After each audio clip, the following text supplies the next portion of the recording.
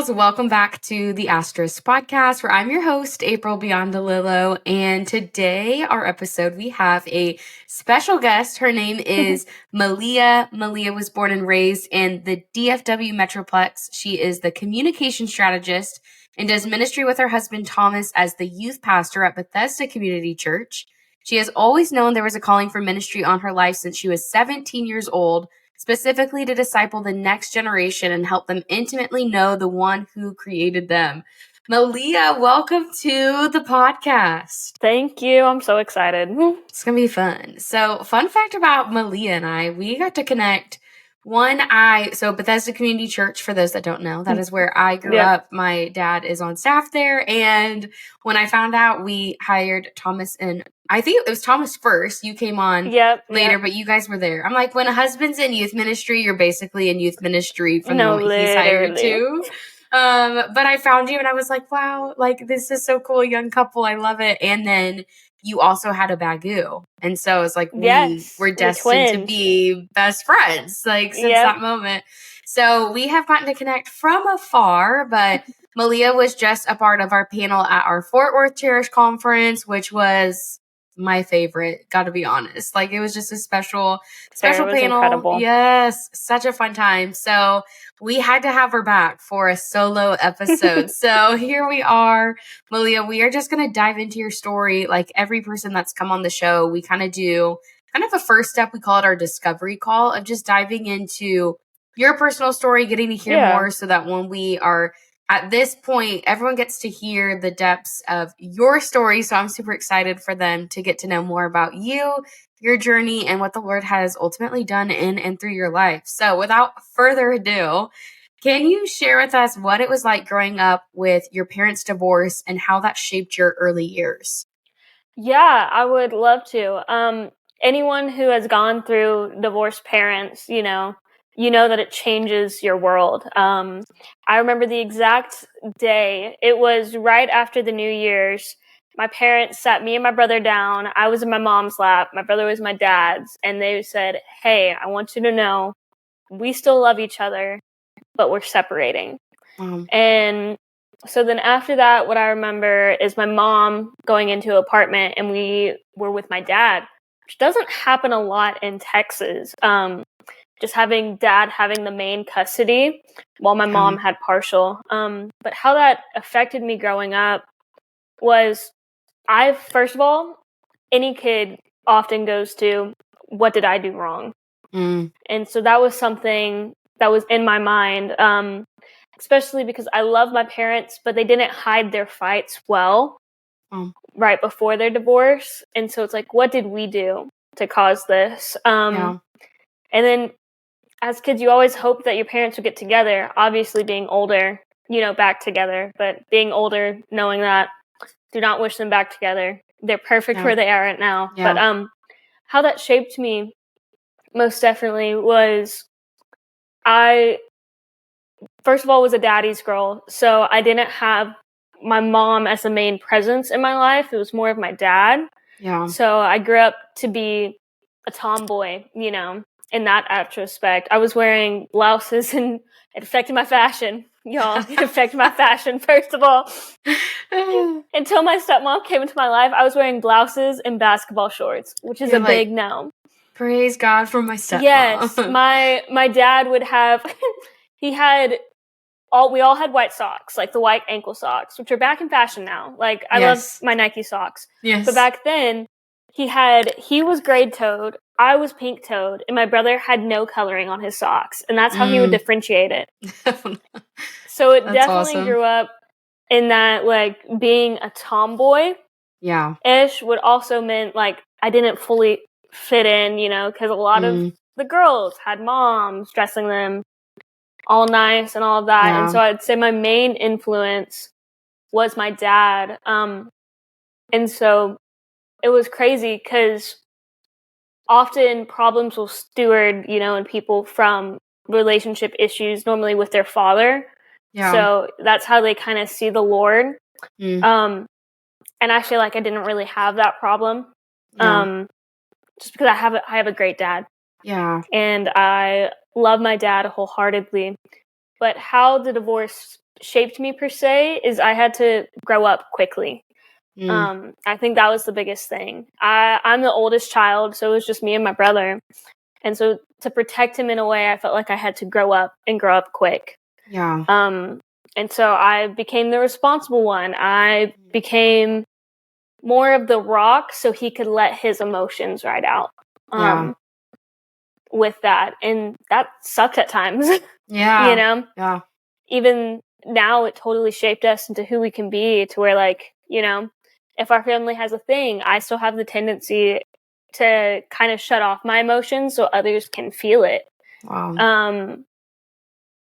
But yeah, I think that's the biggest thing is having divorced parents and primarily being with my dad. I had to grow up quick and to even, like, in a sense, pick up the women role until my stepmom was there. You know, I was obviously still a kid. Right. And with that, but my mentality as 7-8-year-old Melea was not the same as, you know, what 7-8-year-old Melea with not divorced parents would be. Right. No, that totally makes sense.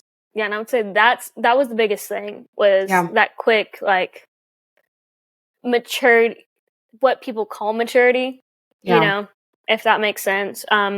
Which was really just, now I went through this thing that in the Christian perspective and in, like, you know, the Lord's perspective, you're not supposed to go through as a family. Yeah. Like, he wants you to stay together as a family, but obviously sometimes it just doesn't work out, and that's okay. Yeah. And so that's what happened with my parents, you know, as they separated, and I didn't have both parents at the same time all the time, just constantly pouring into me. So I felt like I had to grow up. Yeah. Yeah. No, that's so good. There's so many, like, interesting parts in how people process through divorce, especially as a young age. Like, you don't realize the impact and the effect. And, like, you know, there's going to be an impact, but it's always interesting to see as a person grows up, like, what is their perspective of that time and how did that shape them. Another big part of your identity, your beginning story, was softball. Softball was a huge part of your identity for a long time. What did it look like? My life. You're like, that was me. What did it look like to shift from finding identity and what you could do to discovering who you are in Christ? Yeah. So when I first got saved when I was 17. I was a senior in high school, and one of the first things the Lord taught about me, because I was old enough to get it, was identity in Him. And so I would say immediately I got saved in January. That March, I was in a group, and that group was about identity. And so I had leaders trying to and did pour into me of, this is what the world often says you are and what we often put, the box that we put ourselves into, versus this is who truly the Lord, you know, says you are. And so I think that was a big thing for me to learn, and that the Lord wanted me to learn early on. I learned in college, like, we have different ways of understanding Him, in a sense, and some of us often understand Him in a romantic type of way. And I would say I'm more of a romantic type of person when it comes to the Lord, because the first thing He wanted me to learn was my identity in Him. And, like, it's not, I will say, not romantic in a weird way, but it's just the love of God, you know, and how He truly loves us. And that's something that He wanted me to catch on quick, because obviously His plans that He had for me were way different than what I thought they were going to be. You know, I may have had my plans, but He was guiding my steps. So early on, He wanted me to learn, no, Melea, you are a child of God, first and foremost. It's like, whatever you do, there isn't a grade, there isn't a sport, there isn't anything that you could do that will not make you worthy, and, like, you know, not worthy to be my child. Because growing up, you know, if you ever played a sport, you get it. So often it's like, okay, come on, do better. You could do this better. You could do that better. You want to play more? Do better there. Yeah. You want to do this? Lower your shoulder and hit the ball this way. And so that's something that I had to learn early on, was it's not what I do, but it's who I am, which is his. Yeah. And I think that was the most important part that he wanted me to catch, because I didn't end up, pursuing softball after high school and all of that. And so without learning identity, I knew I would have probably been lost in a sense of, who am I in my life, Yeah. Because when you do put things, when you equate who you are into what you do, you often lose yourself along the way when you don't measure up to it. And so that's just was something important that the Lord needed to teach me in order for me to go on with my life and be where I'm at today. No, that's such an important thing. And I think as we'll learn through the rest of your story and the trajectory of like why the Lord really emphasized that point too, of just like who you are in him besides what you do. And I think I was never a huge sports person, so I can't tap into that mind, but I am someone that naturally likes to achieve, naturally likes to be seen as successful or doing the next thing. And so it is really difficult. Like even running Cherish Ministry, I can be like, look, God, look at what all I'm doing. And almost the sense of like feeling like I'm earning his love and his approval. And he's like, April, even if that didn't exist, like I love you and I'm so proud of you. And sometimes that's hard to like wrap my mind around, like, what if I'm not doing something? Then how can I just like the natural ability just to be is really difficult, really challenging. How you use this phrase, like a child of God. And it's so funny to me that phrase, unfortunately, sometimes can feel cliche or just like it's said all the time. Like, what does that mean? How is that impactful? And I would love to hear your perspective on that, because that's something you talk about often is how has your understanding of being a child of God changed the way you see belonging and fitting in? Yeah. So I will say child of God sometimes could be a Christianese, a churchy word. But it's not necessarily something that we need to be scared of. So what being a child of God means to me, it's like, this sounds kind of cringy, but it's like when you're royalty and you're the king's daughter, which makes you a princess in a sense. When I was 5, believe it or not, I didn't want to be an astronaut. I didn't want to do anything cool. I just wanted to be a princess. And so getting to know Jesus and getting to learn about, our inheritance and that we are his adopted kids, it kind of shifted my mind to like, we are royalty in a sense, but that's not the main focus. It was just sitting there with him. When I was learning, first when I was 17 about identity, something that my leader made me do often is she would make me close my eyes and imagine myself. And often when we imagine ourselves, with the Lord, like, imagine myself with the Lord. Oh. Just trying to reconnect. Oh, you're good. Oh, okay. Okay. You're still good, yeah. Cool. You're still frozen. My internet is kind of spotty sometimes, so I just want to stop. No, you're doing great. Right. Podcasting for the win. Love it. All right. But something that my leader would make me often do is she would make me close my eyes and imagine myself with God. And so with Jesus. And a practice that when I did it, when I'd close my eyes, I would see my younger self and not really, me then as a teenager. And so I'd see little girl Melea, not teenage Melea. And I think all of us, in a sense, do the same. When you see yourself as the younger version of you and not you now.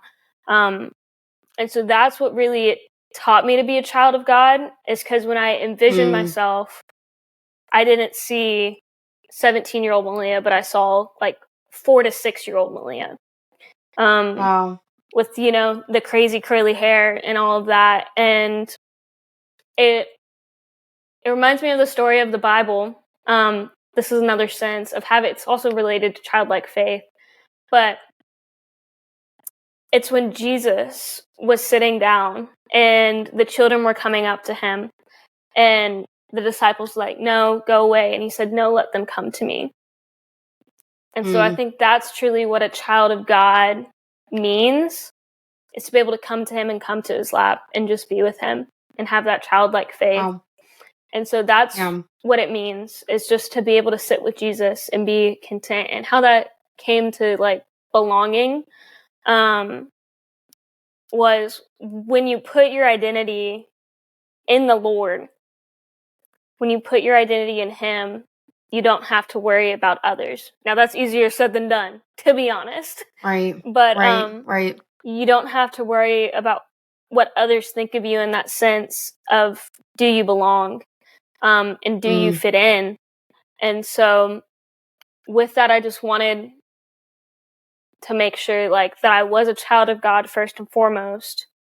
And then through that, that's when I started gaining those deeper relationships, because I was able to talk about him, but also to get to know myself. And so to get to know myself, I was able to make friendships and make those deep relationships that I felt like I belonged, rather than just trying to fit in. Because I grew up my whole life trying to fit in, and I didn't feel like I fit the box. I didn't feel like, fit anything. I would often try to, go sit at a lunch table somewhere, and I didn't feel like they were my friends.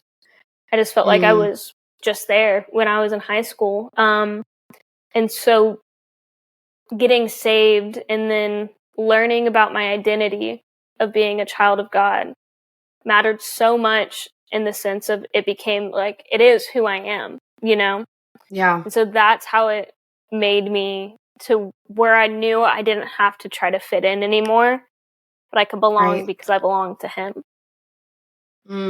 That's good.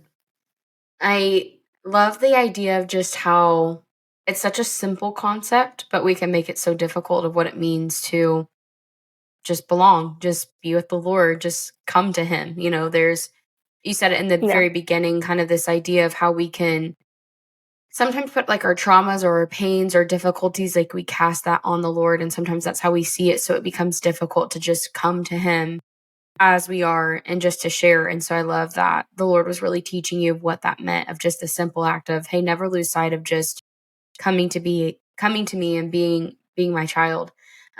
Circling back on softball, there was a time where that was something like you were seriously pursuing and doing as your next steps of where you're going to go to school, you were going to play softball. So choosing to stay home when you were set to play college softball was a big moment of obedience in your walk. What did you learn about God and the power and importance of obedience in that season?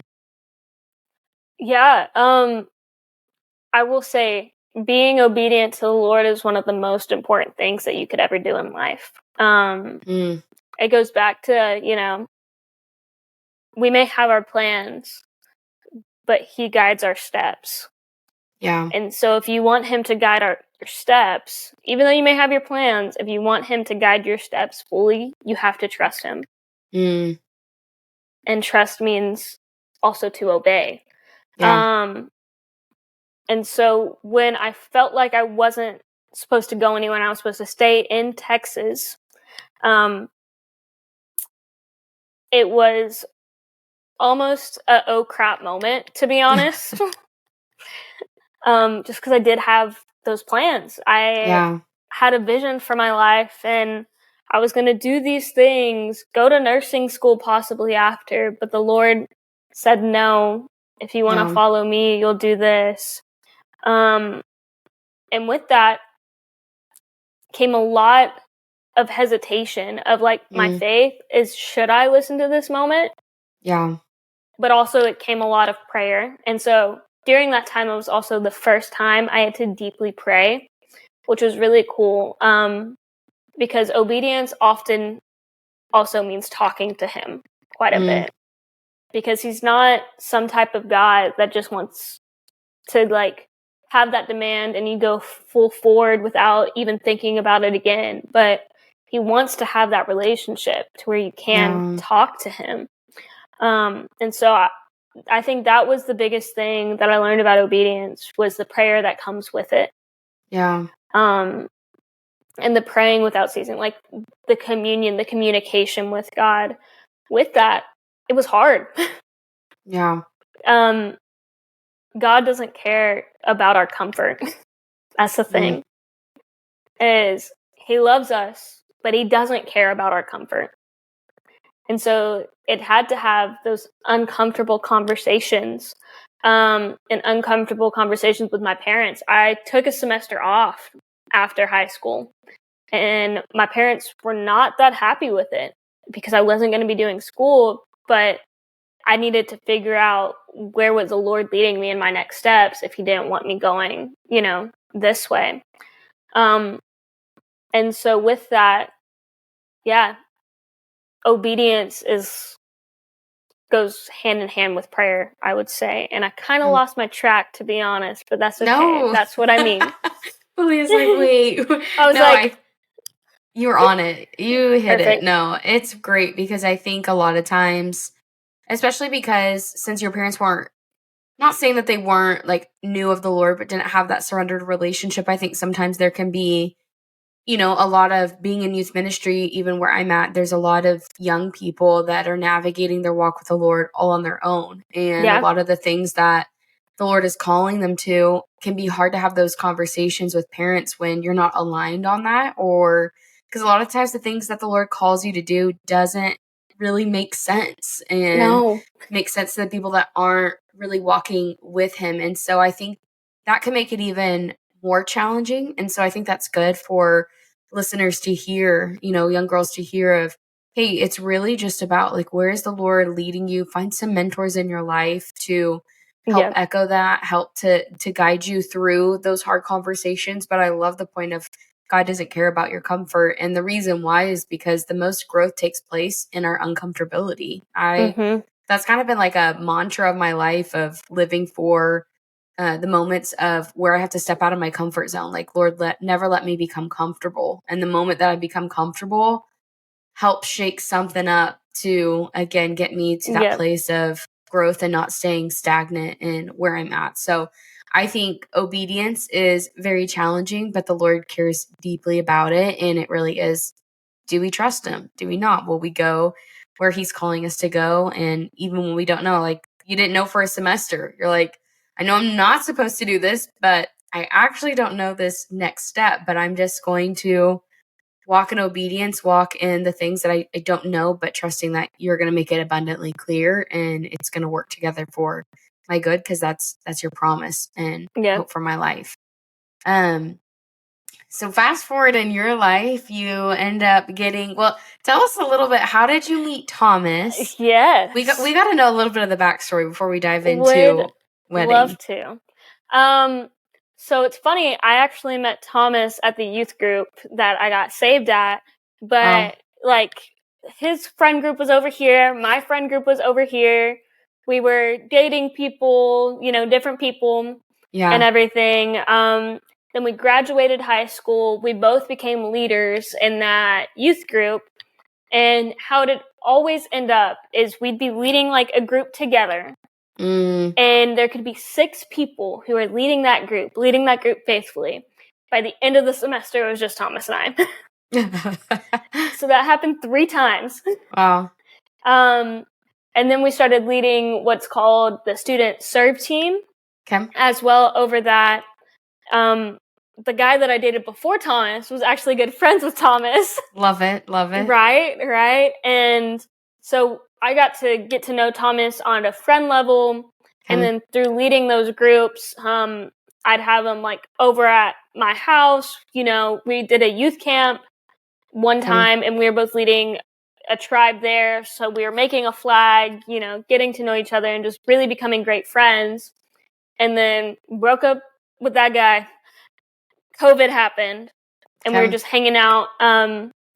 My friend group, who's still friends to this day, we were just all hanging out, and Thomas and I just became really close. And so we were just best friends, thought nothing of it, and everything. And so then 2020 was over. The relationship that I broke up with wasn't a good one. So Melea wasn't mentally prepared for anything. Yeah. But 2021, he was over at my house having dinner. Dude, we hung out, y'all. We hung out all the time. When I say all the time, my parents would ask about Thomas and why he wasn't coming to dinner. Oh, that's amazing. Just when we were best friends. Wow. But yes, and so February 2021, he told me he liked me. I said, I'm not ready for a relationship yet. Wow. Yeah. You turned down Thomas and his feelings for you. I did. I love it. If you really know Thomas, you know that he's a true man of God, and he's always been that way since I've known him. And so I was like, man, I'll never get a shot like that again. Wow. Well, April rolls around. He threw his feelings out another time. I said, we're just friends again. My gosh. Yes. Yeah. And so then after that, I was like, okay, Melea, get your crap together. Do you like him? Do you not? Obviously, you get jealous if you think about him with others, all of that. So let's figure this out together. And so I brought it to the Lord, because I felt like it was serious. And this was the first time I ever felt like a relationship was really, really serious in the sense that it could go in marriage. Yeah. Which, spoiler alert, it did. Yeah. You're here we are. Yep. Yeah. So he went on a mission trip, and he ghosted me for that mission trip in June. So last time was in April. I was like, okay, let's get it together. In June, he ghosted me for a week while he was on a mission trip. But I was also talking to his family every single day while he was on that mission trip. And he came back. And so we hung out the day that he came back. And the day after, we went and had a picnic.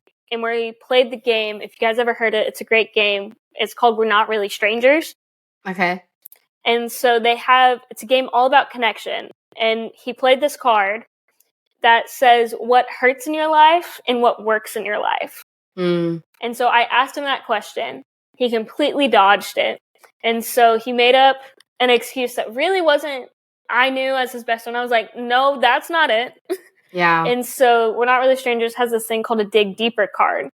And that's where they really have to say it. And so then, sorry, I love saying our story. But this is amazing. So then I played that card on, and I was like, no, dig deeper. And he told me, which he always was like this. He said, if I am just your best friend for the rest of my life, I want you to know I'm content with that. And I treasure that above all else. And then he told me, but our relationship, it hurts and it works because I still have feelings for you.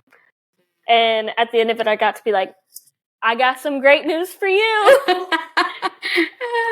And so from then on there, we started dating. Then he came down with COVID that night, actually. Spent our first 10 days dating on FaceTime. Gosh. That's amazing. And then got engaged 2022, married September 2023. And then we've been married for a year and a half. Actually, this past Saturday was a year and a half. Aw, I love that.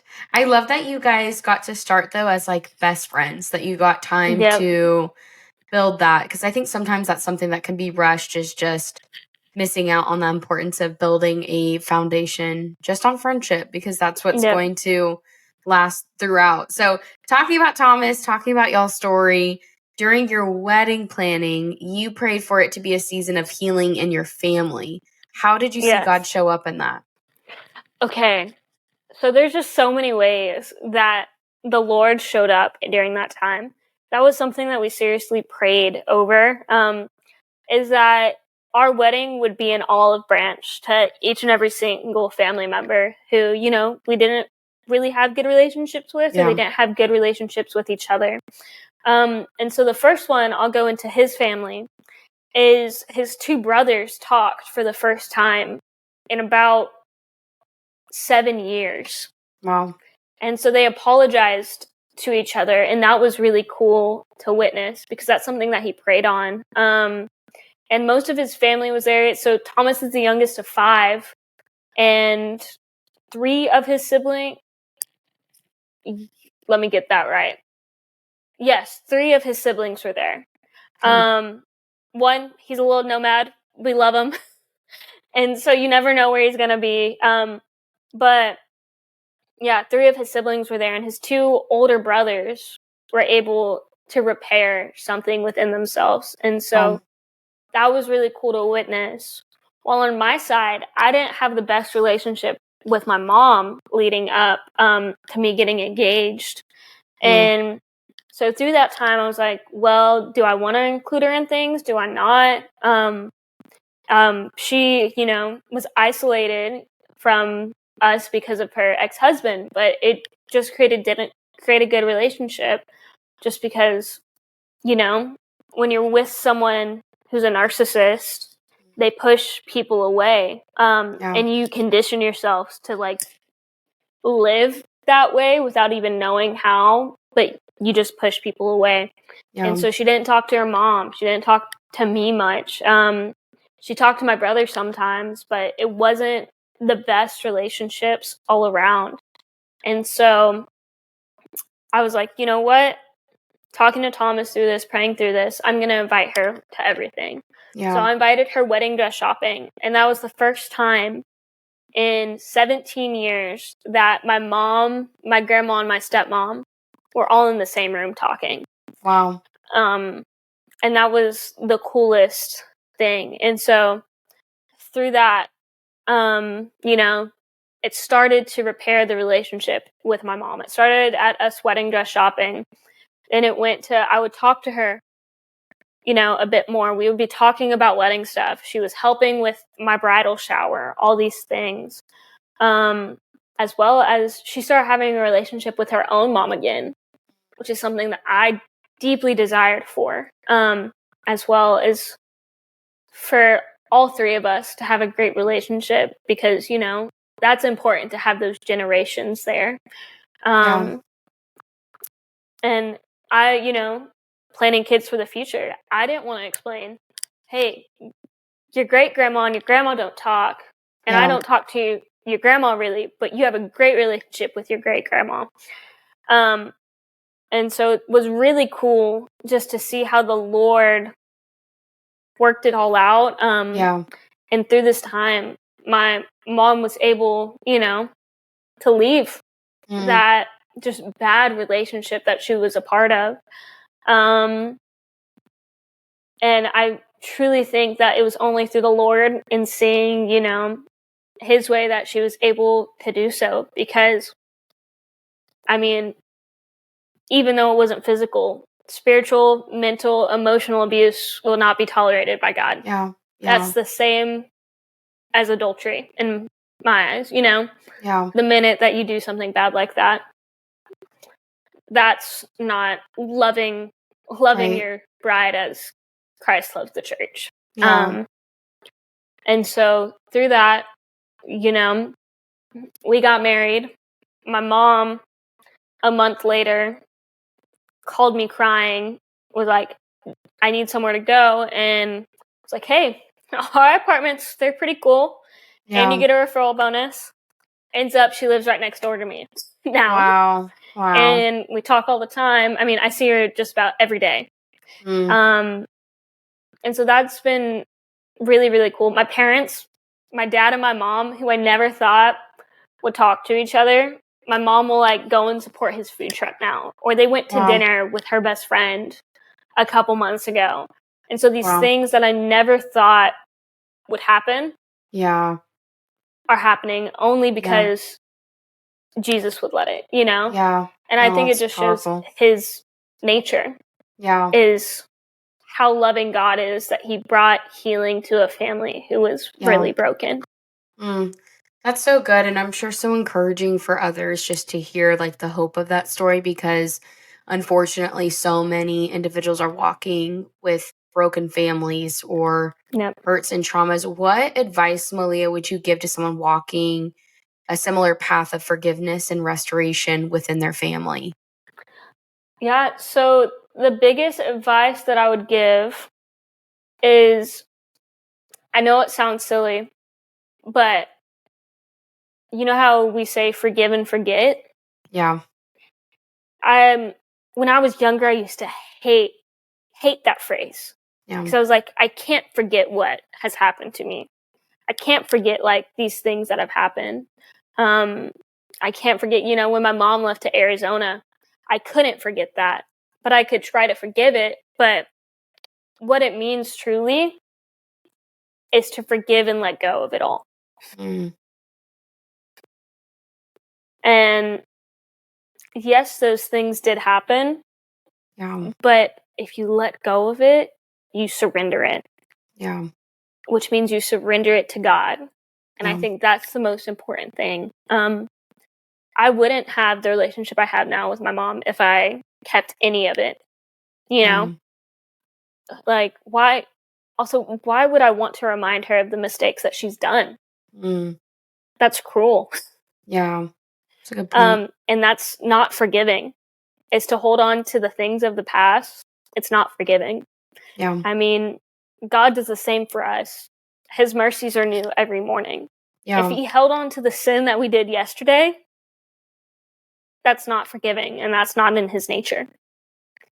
And so I think that was the biggest thing, is I had to forgive and let go, aka forget.